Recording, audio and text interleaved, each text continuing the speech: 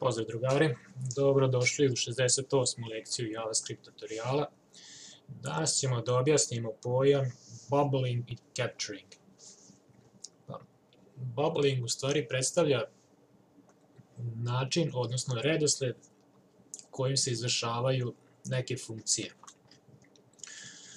Ovdje imamo jedan primjer gdje smo napravili jedan roditeljski div, jedan dečiji div i još jedan najmlađi div ovdje. I ovdje u script tagovima ćemo da pokrenemo, odnosno na klik da prikažemo poruku, pa ćemo da vidimo kojim redosledom se sve te funkcije izvršavaju. Hajde da pokrenemo program, da vidimo praktično na što sam mislio. Evo vidite, dakle, kada kliknem na roditeljski div, izaći će mi ova poruka pop-up alert. Kada kliknem dečiji div,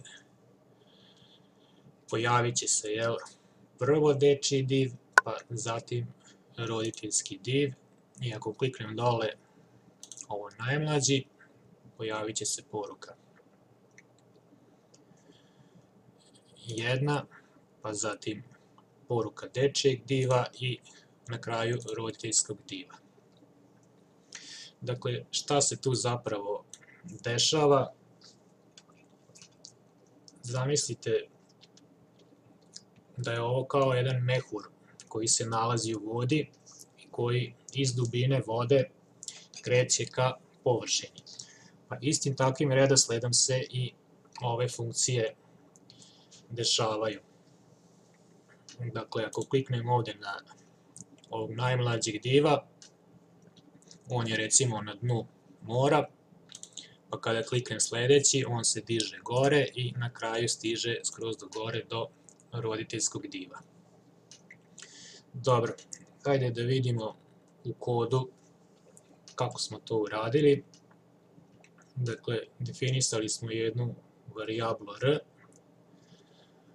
koja u stvari predstavlja taj roditeljski div i u njoj smo u dokumentu uzeli element pod ID-em, ovaj roditeljski ovdje.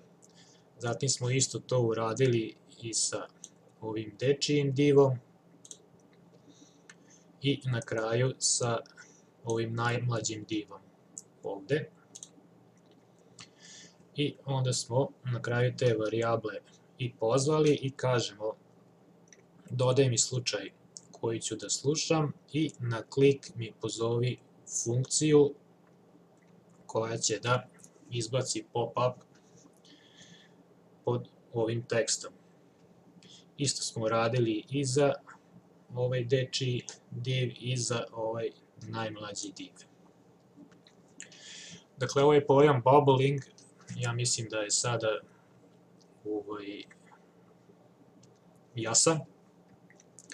Capturing u stvari predstavlja suprotno od bubblinga i njega možemo da aktiviramo prosto tako što ćemo ovdje dodati ovaj parametar true i kada pokrenemo program, vidite, sad ćete se da je bubbling pokretao funkcije od dole prema gore. Sada kada kliknem, prvo će se pojaviti ovaj roditeljski, dakle funkcije se izvršavaju u suprotnom smeru.